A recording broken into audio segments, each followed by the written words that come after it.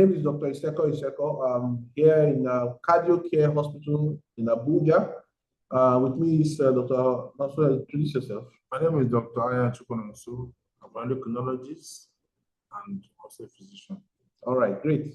So speaking to you from Cardio Care, today we will talk on a very exciting topic, Yes. cholesterol and lipids. You know, there are a lot of WhatsApp messages saying that cholesterol is fake. Something. Did you see that message? Fat, cholesterol. Now, one American person would want to, please, let's not stop nonsense now. We'll go hear the correction now. So everybody just get seats, okay? So again, like I said, from Cardio Care Hospital here in Abuja, we're happy to have you. Cardio Care is a multi-specialty hospital focused on internal medicine, cardiology, cardiovascular medicine. Provide a referral center, education, training, and to lead cardiovascular transformation here in Nigeria. So I'm excited to be here today. So what I want to be doing today, we want to understand lipids, we want to understand how it works, we want to understand risk assessment, we want to understand targets. Do you just pick up the lab form and look at the values? No. There are so many things you have to put into when you're managing cholesterol. And if you do it well, you save your patients a lot of trouble. You prevent them from coming back with strokes over and over again, MIs over and over again. While we treat a lot of MIs and strokes, and we do stents and pacemakers, we want to prevent as much as possible. And we cannot do it only here in Cardio Care. We are reaching out to the entire country. We're happy to have over 100 people joining us from around the country every month for different topics. So okay, today we will start our outline with what, why, how, and when. Exactly. When we say what and why, the question is, what is it? What is your cholesterol? What is your fat? Then why should we even care about this cholesterol? You know, we hear of things, cholesterol and fat. If we saw someone that is obese or someone that looks big, you say you have so much cholesterol.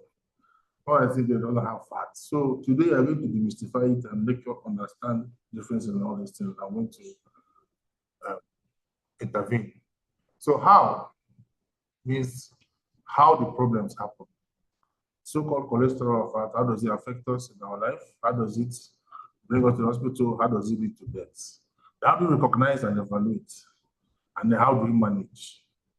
And most especially, when to refer. That's the best doctor that knows when to refer the patient. All right, so let's start by how it is and what it's all about. So you need to put in your mind 4 different interrelated terms: cholesterol, lipids, lipoproteins, apolipoproteins. What are all of them? Okay, so a lot of times people are chasing cholesterol, and that sometimes not leads to some confusion. So why is cholesterol and everything important? One of the important things is that it plays a in fact, the predominant reason why we talk about cholesterol is its role in that atherogenesis. And the big Framingham study that was done so many decades ago showed that as cholesterol rose, so did heart disease, so did strokes. That is incontrovertible. The higher the cholesterol, the higher the heart attacks, the higher the strokes, the higher all of these problems. Okay, also involved in pancreatitis, liver disease, whether diabetic or not, whether alcoholic or not. And then it also helps us in understanding several other disorders. So, Dr. Aganya, what are these lipids? Lipids are actually a traditional group of substances that include fats, oil, waxes, and other compounds. And basically, they are hydrophobic. By this, it means they don't dissolve in water. So, but they are soluble in other organic solvents like benzene, ether. Yeah. They are essentially source of energy in the body, and they are a form of hormones, like steroid hormones, structural component of cells, and part of vitamins. Like, remember all those fats? So lipid has a good part of it for the large part. It has very good functions. And also bad functions. Yes. It also protects the organ. Exactly. Cushion effect in the organ. So that being said, too much of a good thing can be bad. We can now classify these lipids basically, clinically, the ones we actually 5 cholesterol derivatives, the cholesterol, the steroid hormones, the bile acid, and vitamin D. Yeah. In the fatty acid, you have the short chain, medium chain, long chain, and the prostaglandins. Yeah. Glycerol esters, you have acylglycerol, monoglyceride, and then phosphoglyceride. The sphingosine derivatives, sphingomyelin, glycosphingomyelipids. Now we have the terpenes and isoprene. That's only A, E, and K vitamins. Now, here we can see that, yes, indeed. So the first part of that hoax message that made people stop taking their drugs was that cholesterol is actually very important for the body. Yes, it is. We can see that it plays a vital role in metabolism, in energy, in so many things, in transport, in cell structure, in hormones. We can see that it plays a lot of things. So, but then it now has another point. So, cholesterol, what about cholesterol? Yeah, cholesterol is some type of lipid. Yes, like we said, it's one of these. It's a steroid derivative. Correct. Now, it's found in all living organisms. Yeah. And it's also exclusive in animals. Now, this cholesterol is also the main steroid in man and animals. It's a folding hydrocarbon. This one is biochemistry. Now, it's at certain points in many different metabolic pathways, vitamin D synthesis. Yeah. All the steroid hormones start with cholesterol. Exactly. Cortisol, bile acid metabolism is also from cholesterol. So we now go to this next set. So we have cholesterol.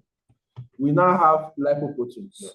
So lipoproteins now are the transport particles that transport the cholesterol, more or less. Exactly. More or less. So yes. we look at the lipids as the cargo, the lipoproteins as the trucks carry the cargo. Because lipids cannot, dissolve in water, like we've said, they are accepting specific solvents. They now have to wrap themselves inside a particular cargo that can transfer. And those cargo are now called lipoproteins. So those lipoproteins help to transport things to tissue for energy, transport to the membrane, remove excess cholesterol, removal, all those movements. So now the cholesterol itself may or may not be the problem. If you have don't have enough of those lipoproteins in the correct way to manage all of these things, we'll have a problem. So that's what we're talking about, lipoproteins, okay? They have an outer shell of proteins, the core of cholesterol, esters, and glycerides around it. So that allows it to be able to, transport it through the bloodstream. Otherwise, it just form big clumps inside the bloodstream. So if you look at it this way, cholesterol now, just look at it like this, packaged inside these trucks. The LDL is the cholesterol delivery truck. Yes, taking it highest, it has the highest ratio of cholesterol compared to triglyceride. Correct. That's the highest. That's why it's called the bad. Exactly. So that kind of lipoprotein now, if you have very high LDL, can transport so much cholesterol going to the tissues, embedding itself in the tissue, definitely is associated with very high cardiovascular risk. Now we have the HDL. You can see I put it in gray. The cleanup exactly helps to transport it out, take it away from metabolism and out. Then the cholesterol. But that's why we call it good now, more or less, because it's helping to transport cholesterol away and recycle it. Of course, we have chylomicrons carrying dietary fats and triglycerides and all of that, and VLDL for liver export. So, what about lipoproteins? As a matter of fact, lipoproteins are actually the protein part of what do you call it? Lipids. Now, this protein part is unique for each of the lipoprotein talked about. Like, for instance, the LDL has P100. Yeah. Chylomicron is 48. The HDL, very unique. A1 is, that's why you call them. Anything that has a HDL problem is, what do you call it? Alpha deficiency. Correct. Now, for the other ones, you have C1 and C2. So basically, these lipoproteins are what kind of identifies each lipoprotein. Gives you the unique nature, and at the same time, it helps it to stimulate enzymes and also help it to the receptors to carry it out from the system.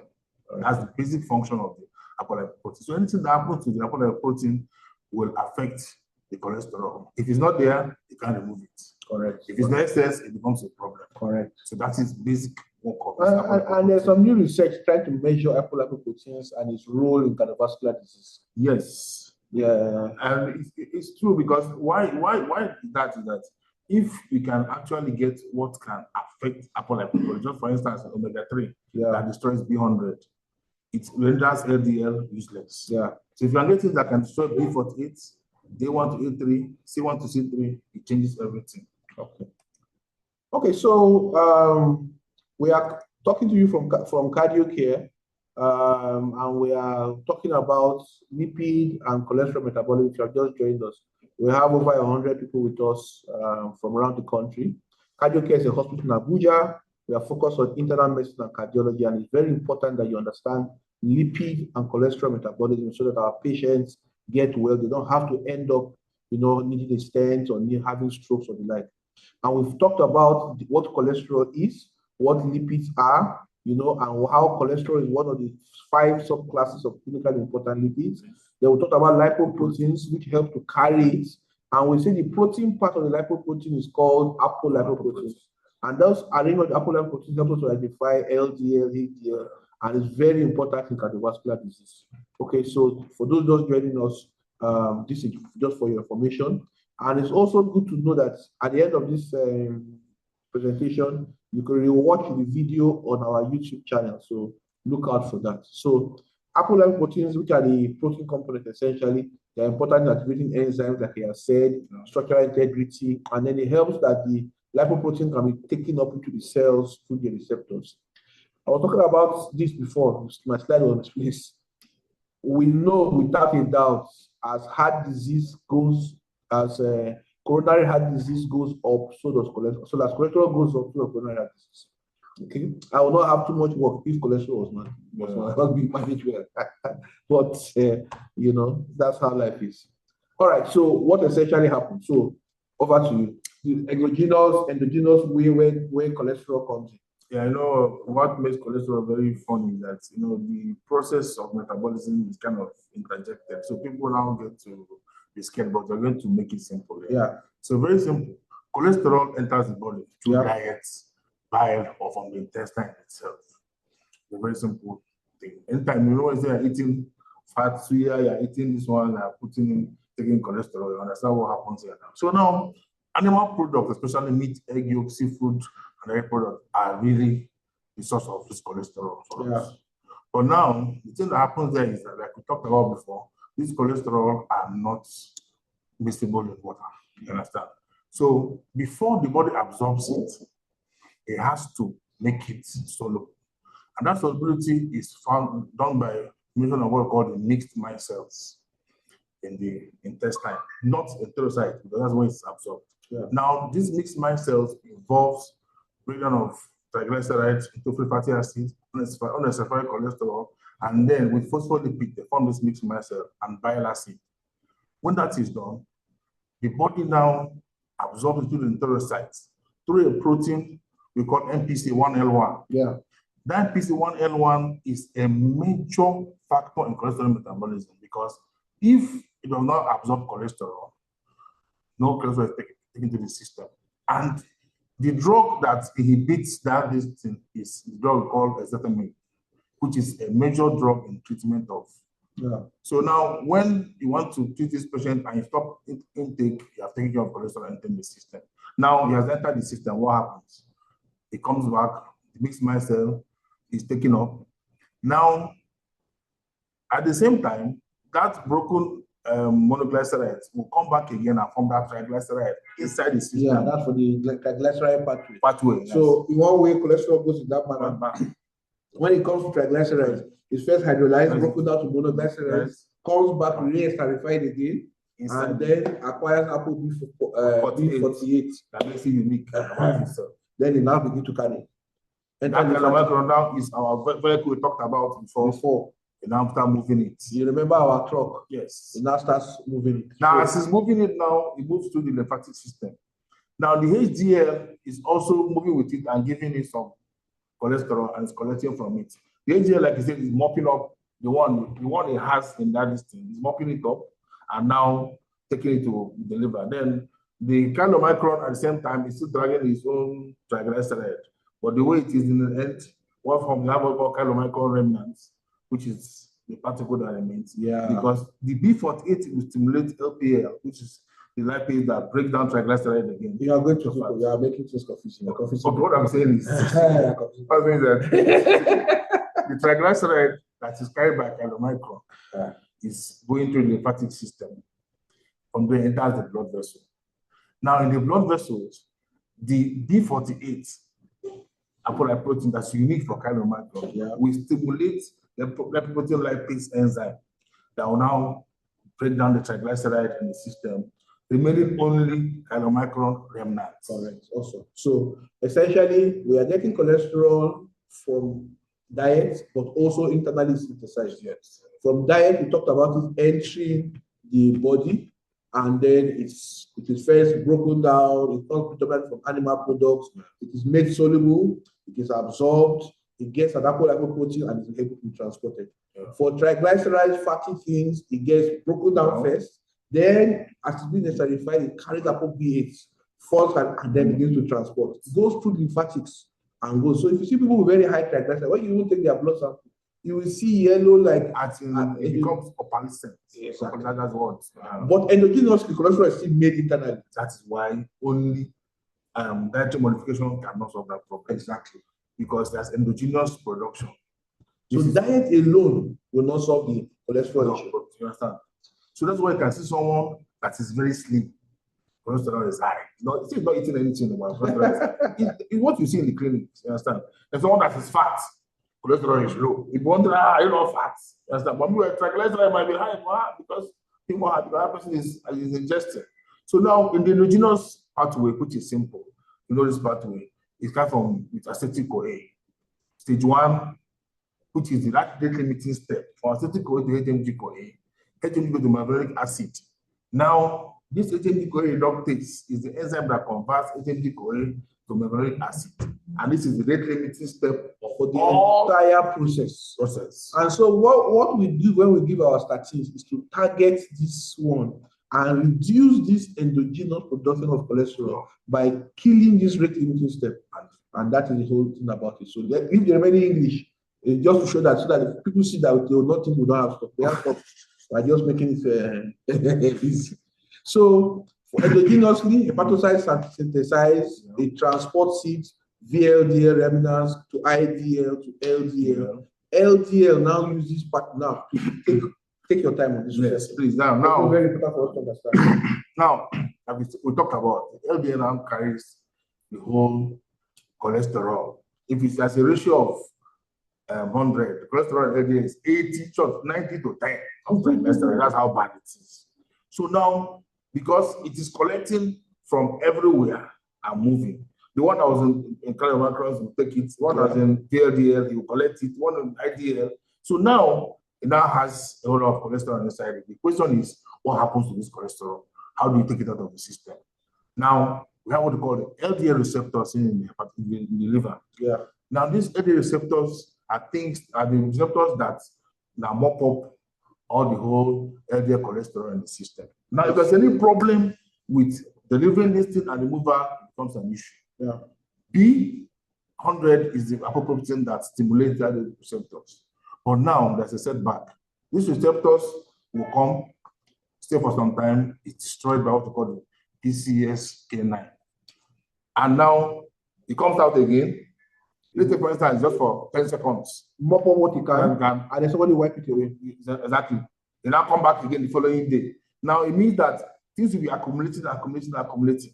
So now, with new technology now, they're able to find out that they can actually stop this PCSK9 from destroying this thing and allow the receptor to stay for a long time.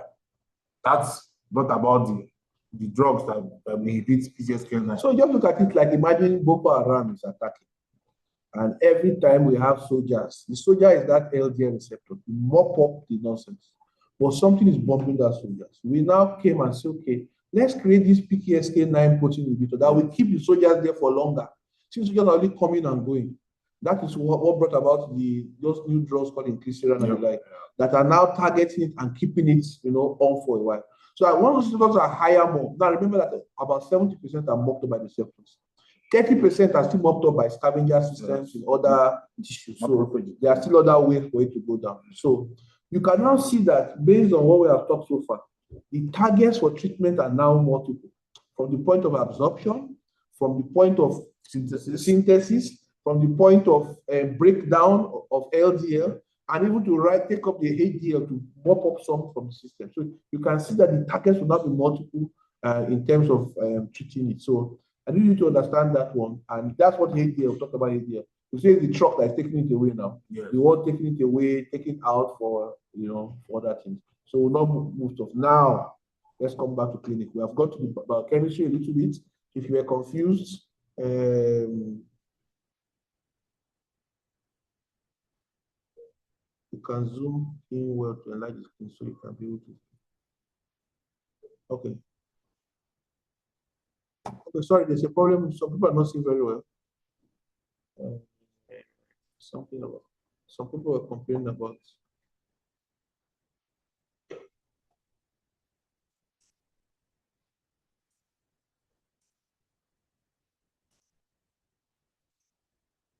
think we have. I've pressed something here. Okay. Let's see whether it's okay. All right, can you see better now? So you have some complaints. Okay. Thank you. You see the slides were obstructed. Okay. Fine. So take it away our faces. All right. So back to X.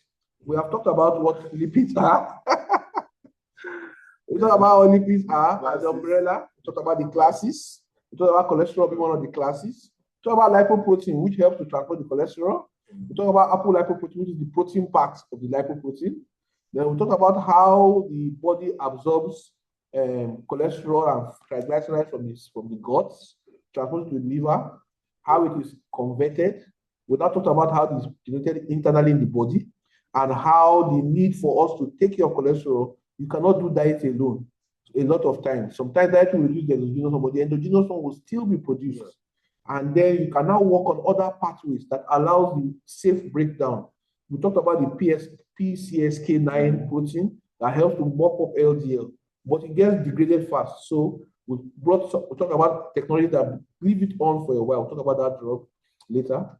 Then we'll talk about a HMA-CoA reductase inhibitor, the rate limiting step that produces all the cholesterol internally, how we can also block that. And that's what we use statins for. So now back. So how do we recognize and evaluate in this manner? So dyslipidemia essentially is the consequence of abnormal lipoprotein metabolism. So we are more or less looking at the lipoproteins, not the lipids themselves. We're not looking at the cholesterol itself, but the so if we can take care of these trucks that are moving around the cholesterol, we will not have a problem. And if those trucks are overloaded, too many, doing a lot of, we'll have problems. We're talking about this abnormal lipoprotein metabolism. Also, this lipidemia can be, we classify them into these four because of how the lipoprotein, the total cholesterol, LDL, triglycerides, HDL. But we also talk about primary and secondary. Primary being that it just occurs on its own de novo, and typically from genetic problems, and secondary from other illnesses. So what are the primary ones? Typically, there's genetic mutation that results in very high production or very poor clearance. And anytime you see premature heart disease, people getting heart disease less than 40, less than 35, you should really suspect it and screen. Anytime you see there's family history of severe atherosclerotic disease, in this facility, I've done stent for 4 people related in the same family. They will come, and that person will come 2 months later, and that person will come 3 months later, cousin, and all from the same, kin. So you can tell that, so you have to screen for them. And then they will also have physical signs of dyslipidemia. These are called xanthoma. If you don't look for it, you will not see it. If you don't, so you look for it, small things around tendons, you can see them here. And sometimes you can see xanthelasma, around the eyes, and then acrocenilitis, which are all young people, especially the young people. Especially, you see, so most old people already have something like that. But when you start seeing this kind of one in the young people, we are really, really worried that we could have familial cases. So, while the secondary, can you talk about the secondary, but whether LDL or triglycerides? Okay, basically, like we said, most times body structures and then some conditions will give you these lipidemias, and things like obesity, hypothyroidism, liver disease, nephrotic syndrome. Basically, what they do is to affect the metabolism of these cholesterols. Either, for instance, they obstruct, the hypothyroidism will reduce the LDL receptors from coming out, increasing LDL cholesterol in the system. Obesity, the same thing. the nephrotic syndrome, the same thing. Those proteins that help to to attach to receptors are lost in the nephrosis in the form of protein. Steroids, the same thing. Then for high triglycerides, which is a bigger problem too, but unfortunately and unfortunately, it doesn't cause cardiac events, it causes pancreatitis. These ones also, diabetic patients, they have distorted triglyceride, obesity, hypothyroidism, nephrotic syndrome. But our major concern is more of LDL here because of cardiovascular events than TGs, but we also manage TGs that avoid pancreatitis. Yeah, so we're talking about all of these things that can cause secondary dyslipidemia. Yeah. It's not, if you don't treat this one, you have a problem. You also have to treat them when you are treating the secondary dyslipidemia. And when we are screening, essentially, this ATP that I know there's ATP4, but we normally ATP3. At 20 years, we start screening. Every 5 years, we start screening. We will continue checking of cholesterol. So check cholesterol for someone at 20 years is not too early. Not, especially when there's a family history. And then, lipid screening should not be performed in an acute illness, because it can transiently lower it. Now, the USPS task force recommendation is that men greater than 35, women greater than 45 should do it. And this is what we'd like to follow in terms of screening. Every man greater than 35 or woman greater than 45 should begin to have their screening. However, you can start from that 20 if there are any risk factors, coronary artery disease factors, family history, previous issues, hypertension, smoking. Okay, and then we'll now look at this. Now, I will not talk about this because there are other things that will put working quickly.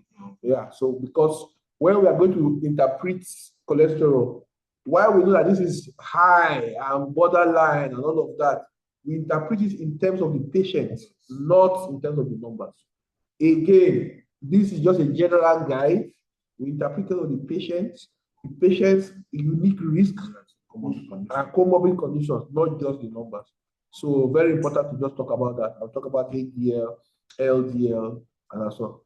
Like I said, the targets that we are using depend on the risk. Now, if there's any one thing that you want to focus on, we treat triglycerides, yes. But if you are looking to your whole lipid profile result, one of the things you should try and look at very well is LDL. If you look at, if you do LDL first, you have tried. And just focus on what to do. So LDL levels that are this high, now, if people have had cardiovascular disease, these numbers are different too. If they've had a stroke, they've had an MI, you have a patient, your father, somebody has had a stroke, has had an MI, has had a stent. Their LDL very high, is greater than 70. If they have 70s and they say, but if they have 100, you are not treating them well. They should have less than 55. Okay, so if they've had a disease, so we'll talk about those ones. That's why I said this is just a general. Assuming somebody has not seen, this is what the person has no hypertension, no diabetes. This is what it is. If they have hypertension, diabetes, or they've had a stroke before, it's not this one. No. It changes significantly. Please, please, please. If there's any one thing you get out of this thing, please get it. We'll see patients that are on management, they've had 2 strokes, their cholesterol will be 120, and people will continue and say, no, it's normal. It is not normal, it's an emergency. You need to give very high intensity and target it and bring it down within 3 months. And if you don't know how to do it, we'll teach you now. But also, if you are getting those kind of things, you should consider referral to a specialist and, of course, target it. Yeah, so these things generally change how we look at it. So one thing I want you all to do is to consider just getting this. There's MD Calc on your phone.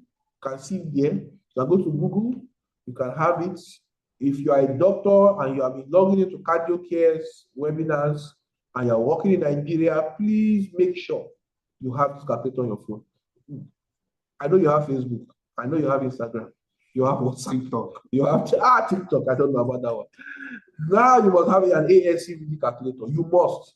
Every patient that comes, use it. Get used to using it and write it in the case file. That is the standard. I use it to calculate. So we use it to be able to calculate the risk and see how much risk and how intensive we will do. So how do we evaluate patients with this? So of course, so first of all, you talk about confirming is it there or not? Is it primary? Is it secondary?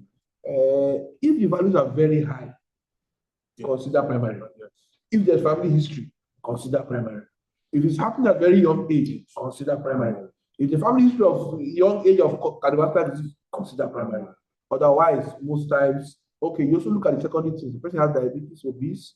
Otherwise, you might look at other things. So, which TB fractions are high? What is the ASCVD risk? And you must do that. If you are working on your computer, you should start downloading now. You should start downloading, maybe download MD Calc or the other ones. Okay, then you treat to target using lifestyle. It's not just drugs. Remember, we told you that, and it's not just lifestyle. If somebody has clinically significant dyslipidemia, you do not just do one or the other.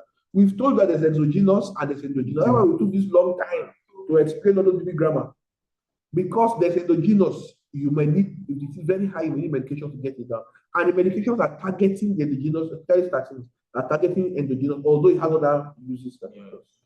And then, of course, follow-up. So what about the follow-up? Then most times, patients will tell the doctor, please, that with dieting, I'm able to control this thing. Yeah. You have to explain to the patient, we're not only fighting diet, we are buying endogenous synthesis of this so that they will understand what they're talking about. You understand? Most times they say, I will not eat oil again. No. I'm telling you, I will not eat oil again. No. I will not touch palm oil. I will not, in short, all my tomato will be cooked. No.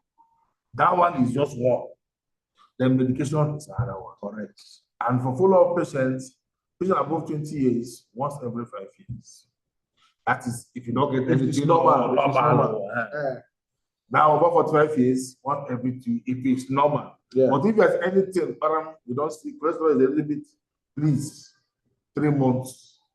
3 months. I don't even believe it's 6 months. No, I don't believe my own is 3 months. 3 months. You must 3 months. You must do the cholesterol every 3 months. So it's not the one that you do cholesterol and forget. And leave them on statin, they are statin like that, you're not checking. No.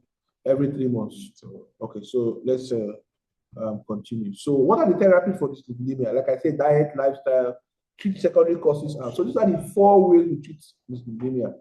Diet, lifestyle, any secondary causes or concomitant diabetes, obesity, thyroid issue need to be treated. Then, of course, medication. And medications, we have several classes, statins, fibrin derivatives, all of these ones. While we have a lot of the stuff here, we'll send you the slides, we'll not go in all the English. We need to take time to break down. No statins already now.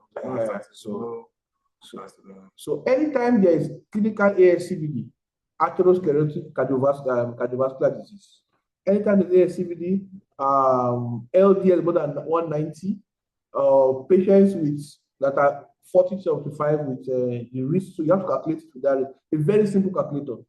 MD Calc is one. There are so many ones. There's there are so many. Just type ASCVD.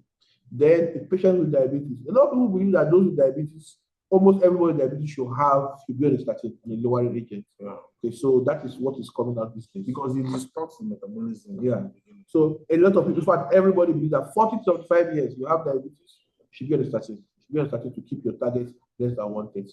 So of course, all of this stuff, we don't need to go into all of them. But these are the different groups of medication. Now, I'll talk about particularly about this inclisiran, which is a newer PCSK9. It's expensive, but it's something that we talked about. It helps to maintain that protein that helps to mop up LDL. So it keeps you from breaking down. It is not a standalone treatment for now. It is a treatment that you use in addition to you are giving the other one. You know, you are not reaching the target, then you bring it up. We'll talk about when you do. So, so let's start solving cases. And part of solving cases will now explain some more algorithms. 58-year-old man, hypertension, no diabetes, does not smoke, he does not drink, he's a religious man. And he supports Chelsea. He had a minor stroke 3 years ago. No, sir. I'm a Chelsea fan. He had a minor stroke 3 years ago. So for starters, I want to just correct something. I hear people say minor stroke, partial stroke. Yes. Stroke and stroke. I'm telling you. Stroke and TIA have equal characteristic risk in terms of once somebody has had a TIA, it's the same thing. Oh, he had it for some time, it got better, same thing. Please, make sure you are treating your patients well. Total cholesterol was 180, LDL was 92, HDL was 38. What do we do? So, how do we manage this lipid? So let's so we have confirmed that B is there. Then we check his thing. There is no need to use calculator in this case. Why? He has had a stroke. Once he had a stroke, it's already established that he has ASCVD. Okay, now we treat lifestyle, diet, and medications must be used. Once somebody has ASCVD, like we said, there are 4 reasons why you give drugs. Once they have ASCVD, you must treat. And they must be on that treatment, except they have intolerant or something. You have, if you don't have to change. And then you now follow up. This kind of follow-up is every 3 months. Every 3 months, you check that because this is how to properly manage this kind of patient that had a stroke before. Okay, some people say it's costly. Well, this is the standard. We pray that God will revive our insurance system and other things. But it must be alive. Everybody must be alive. So, further stuff. Patients with ASCVD are typically classified into 2: very high risk or stable.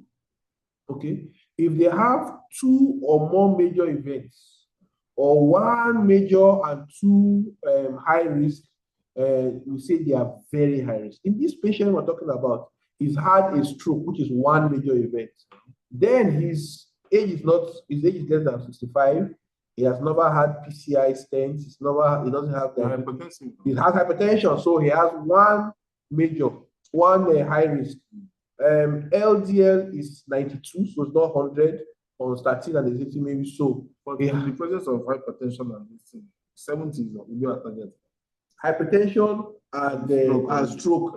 So 55 is our target. 55 is our target. So in this case, it's very high risk.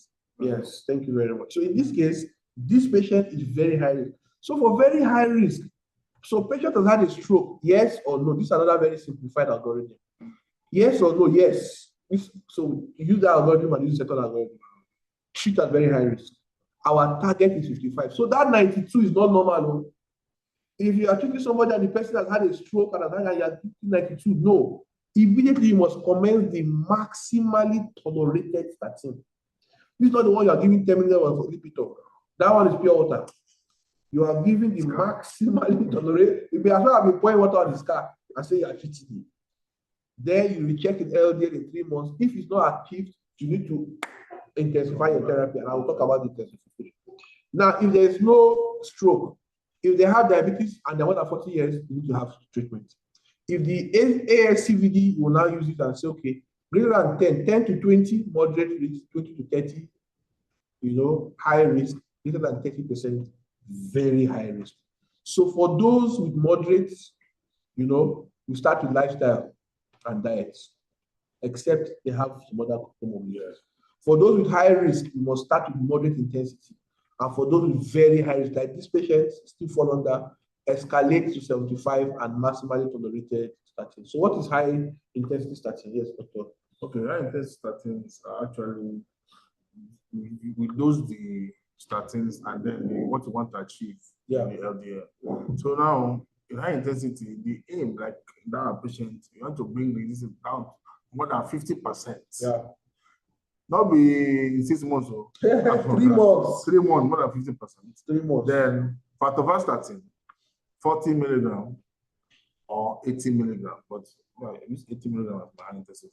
Yeah, use 80 milligram, especially if they've had an ASCVD. If the problem comes and MI comes with a stroke, and LDL is 140, 150, you need to bring that into 70 within 3 months, and to 55 as their target. So 80 will start before we now bring that into.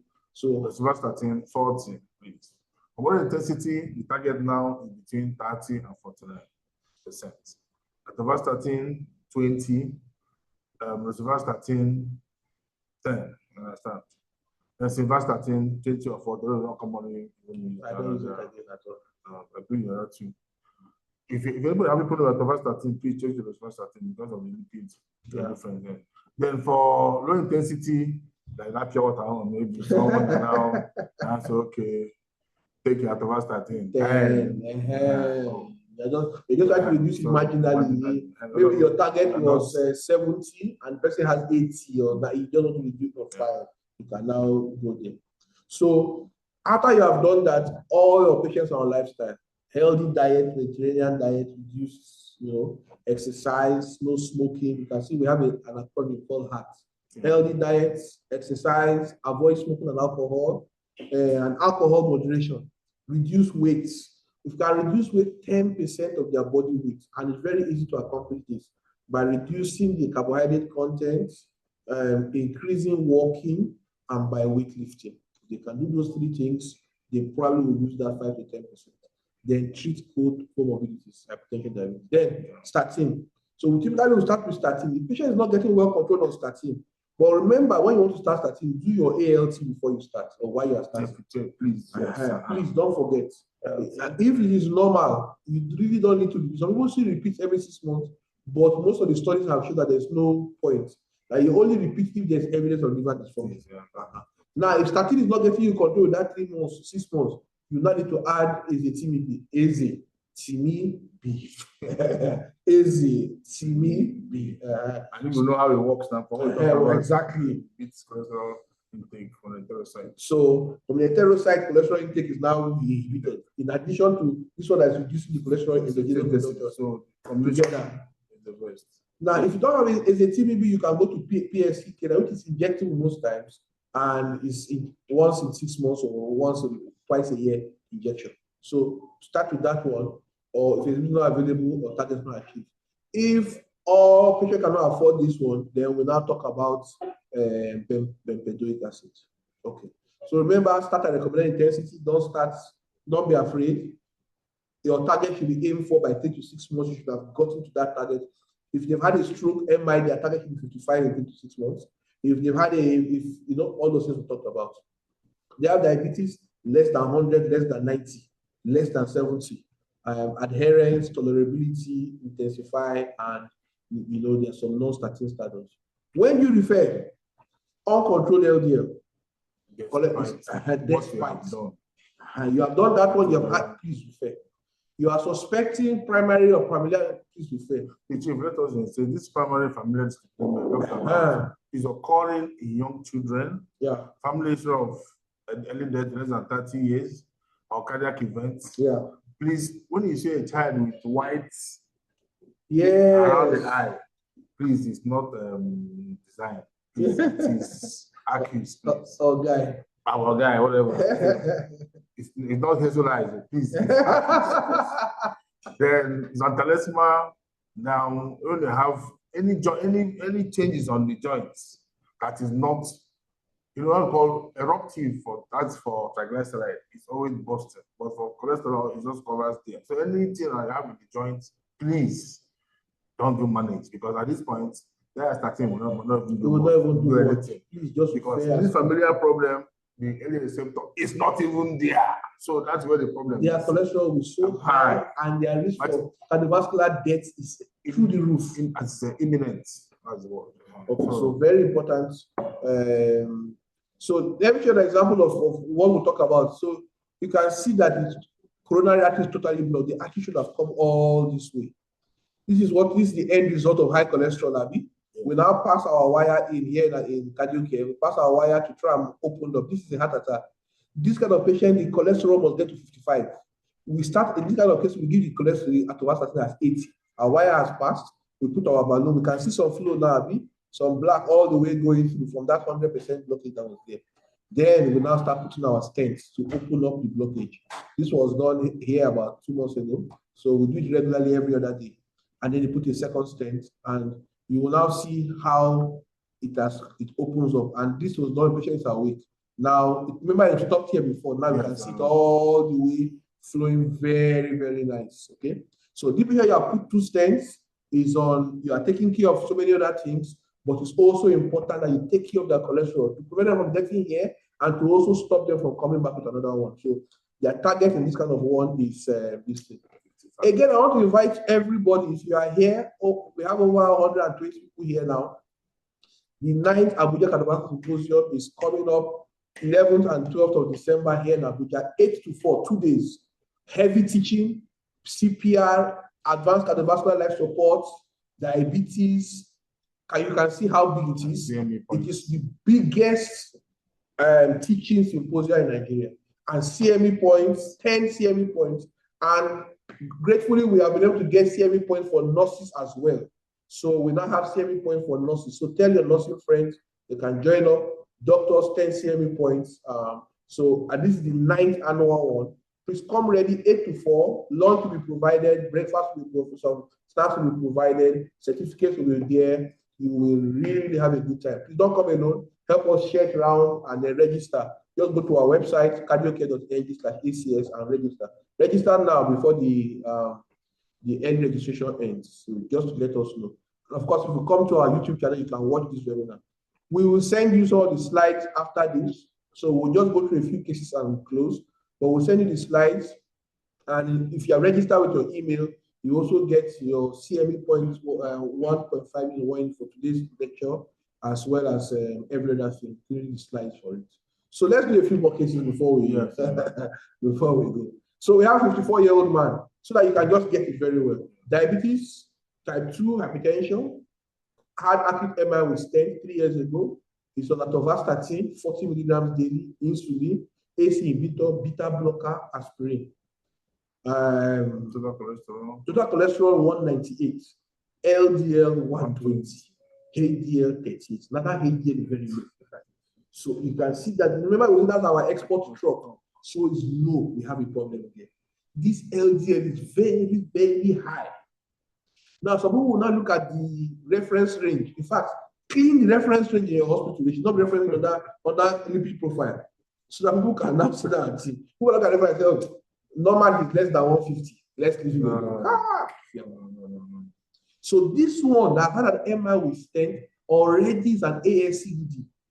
Now he's a high risk because he also has 2 other risk factors: diabetes, hypertension, and he still has an uncontrolled LDL despite being on drugs, on high intensity statin. So this is a high risk ASCVD, not just a stable ASCVD. So you go. So our target, it's not 70 again. Sorry, this is a mistake. It's 55. We'll correct all the slides sending to you. You assess adherence is taking his drug or as economy reach him. Check so that before you start escalating, you just not know that it's something else. Okay. So what you can do is to add AZE-TIMI-B. AZE-TIMI-B. All right. So add it maximum tolerated, or at the same time, if you don't have AZE-TIMI-B, you can go straight to inclisiran and add. So inclisiran will typically drop it. I had a patient, you can afford it. You can afford it. I had a patient, was it last week? He has been on very high dose for so long, went to Germany. LDL was still 120. After the first 1 dose or so, by the time he came, it was 58. Just do get it. And then after that one, he will not have it twice a month. So very important to consider that. So very high risk, maximum tolerated. You add the TBB and consider PCSK9 inhibitors. Case 3. 52-year-old man had a health checkup, no diabetes, no hypertension, non-smoker, cholesterol is 310, LDL is 240. The man otherwise was fine. I just check up. By the way, thank you all for those that came for the Care for the Carers campaign. I hope you are well to the results. We did a Care for the Carers campaign where we took any healthcare worker, we gave them a free checkup here in cardio care. So look out for the next one so that you can all benefit. Or if you are there, go and check yourself. All right, so this man, he doesn't have any distance. So what do we see? So the first question is, does the patient have ASCVD? No. So the next one, we'll now go to the next question. What's the LDL level? We say the LDL is 240, which is very high. This is one of the patients I think that you also screen for familial, because it is so high that you consider familial dyslipidemia as one of the primary ones. Okay. Now, for adult patients, LDL greater than 190, you don't need any, go and start any, they need statin immediately, high intensity, because he had 240. Don't bother with the scoring. So it's already high. So remember, we had those 4 groups. High intensity statin, we go straight. And then lifestyle, of course, this is what we will do. All patients, regardless of risk factor, they should all be on this. So let me go back again. Sorry. Let me go back again. Sorry, I'm going to show you one slide. Good. Anybody with ASCVD, they need treatment. Once the LDL more than 190, they need treatment. Once ASCVD score, the risk is more than 20%, they need treatment. If more than 10%, they start with lifestyle. It still doesn't get better, they need treatment. Once they have diabetes and they're more than 40, they need treatment. Okay, just to remember this. Don't bother your scoring. Once they have 80 years, don't bother your score. Do treatment. Once they have diabetes and they're 40 years, start their treatment. Okay, so that's just I just there to show you that again, so that we can go back to that case. I hope you are benefiting value for your time. We will be ending very shortly. Just give us a few 10 minutes so that we can keep your attention. We have over 110 people from all around the country, and we are very grateful. This is from Cardio Care once again, Nigeria's leading cardiovascular center. You know, all pacemakers, all stents, heart attacks, strokes. That's what we do here. Diabetes. No diabetes now. Peripheral artery disease to prevent amputation, you know, and to treat and to reduce the amount of amputation. And PE. Okay, so we take care. We have constant management. So yes, exactly. So we're talking about this patient now. We have to give him all of this. So lifestyle. Please remember, there's a lot that has to do. Lifestyle must go along. It's not just drug. Even though he qualified for a high intensity statin, so we're going to start with atorvastatin. In this case, because it doesn't have anything, I will start with 40. I will start with, even though it's high intensity. I'll start with 40. Then you start with the diet, exercise, stops, you know, cessation, and all of that. Case 4, I think we will likely end after this or 1 more. 60-year-old, diabetes, hypertension. He wants to just get diabetes. And the person between 40 and 75, you already know that you are starting something. Blood pressure 124/60. Total cholesterol is 190. LDL is 92. How do we manage? Okay. No SCVD. LDL is 190. So next, he is greater than 40. So, and he has diabetes. So I think you should start statin. So there are 2 guidelines for management of patients with diabetes and statin. The first likely. ACC, American College of Cardiology, American Diabetes Association. American Diabetes represents say everybody with diabetes greater than 40 should be on the statin. American College of Cardiology and American Association, the same thing. Now, they now go about small differences here and there, but generally the summary is high intensity statin if they are age 50 to 75 multiple risk factors. ADL will calculate it first, and then you now use, if the ASCVD score more than 20% and they have diabetes, automatically you have to do high intensity statin, not just so in diabetes, greater than 40 years ADA, if they have multiple other risk factors or their score, you can see why you must have that calculator. If you come diabetes, you open your calculator and start calculating. So if their score is more than 20% or they have other risk factors, please start the high intensity statin, aim for 70. Okay, and then if they don't have any of these things, just go with moderate intensity statin. You know, we talked about that, statin 20, you know, and then you take care of other risk factors. Fine. In ACC, it's 50 to 75, and multiple will go with high intensity. Otherwise, this. Now, what about people that are less than 40, more than 75? In ACC own, you assess for other risk factors. Just check other things. There, coronary artery calcium, CRP, HSCRP, which is in cardiac care. The blood test comes in 15 minutes. Do your high sensitive CRP level in patients with diabetes. If you're trying to decide that if it's high, please start treatment. Okay, if you have any family history of mature, you know, those things start.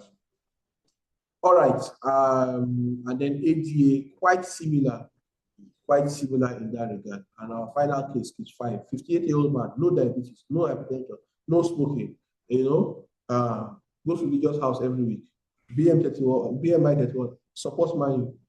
BP 125. That's LDL, sorry. LDL 123, HDL 31. Okay, so what do we do? How will you approach? So he has no SCVD. Yeah. The LDL is what is the LDL? 132. So it's less than 190. He's not diabetic. So we'll now go and do his ASCVD risk score. If the ASCVD risk score now is less than 20%, nothing. But we can just continue lifestyle and diet. So with that, we come to the end of this. We'll take a few questions as we close. Used about 50 minutes to teach about in detail everything you need to know to practice. Those other ones you learned that you cannot use. This one is now very real and easy to practice and handy.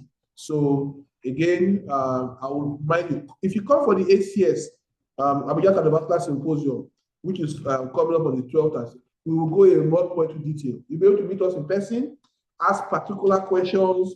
We'll be able to walk you through a lot. We're going to have lots of cases to discuss, have lots of consultants in the hospital. You can meet one-on-one, learn the BNS properly, learn it, and learn how you can work in Nigeria and work properly and actively.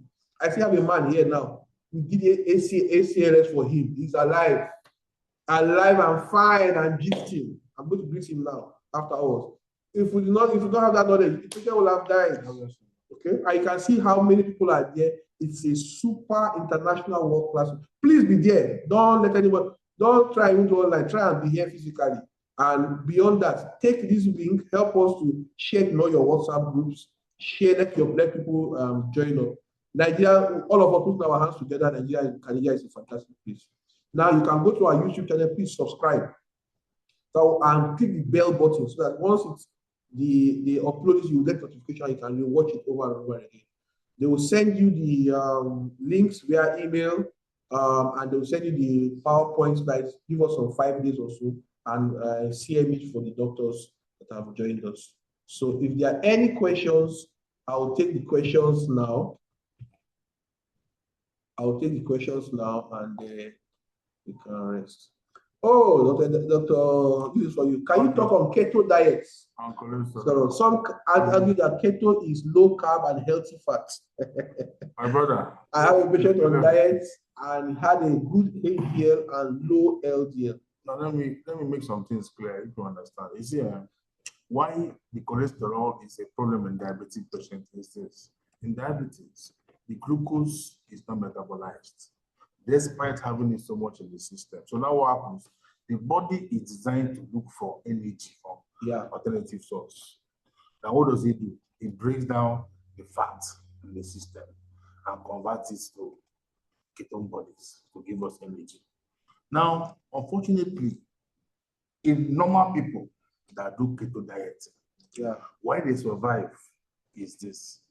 Those ketone bodies that are broken down, it's now removed from the body through TCA cycle. From after glycolysis, a product of glycolysis will now join with the ketone bodies and citric acid and now enter the TCA cycle.